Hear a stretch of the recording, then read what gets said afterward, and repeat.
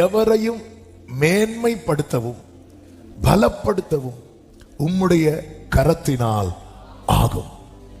எவரையும் மேன்மைப்படுத்தவும் பலப்படுத்தவும் உம்முடைய கரத்தினால் ஆகும்.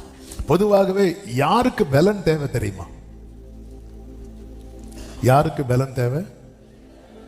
கரெக்டா சொல்றீங்க, கோரஸா சொல்றீங்க. அப்புறமா எல்லாருக்குமே பலன் இல்லாதவர்களுக்கு, தளர்ந்தவர்களுக்கு, பயந்தவர்களுக்கு, முடக்கப்பட்டிருக்கிறவர்களுக்கு, நம்பிக்கை இழந்தவர்களுக்கு ஆண்டவர் சொல்லுகிறார், நான் உன்னை பலப்படுத்தி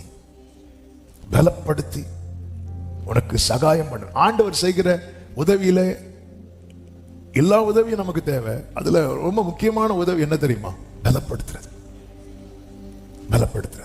இந்த தேவ சமூகத்தில் இருந்து பலப்படுவதை போல மேன்மை வேற ஒண்ணுமே கிடையாது.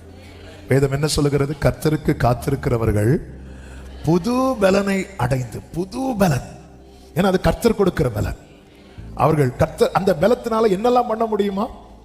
உயர எழும்ப முடியும், ஓட முடியும், நடக்க முடியும். கர்த்தர் பலப்படுத்தி சகாயம் பண்ணுகிறவர்.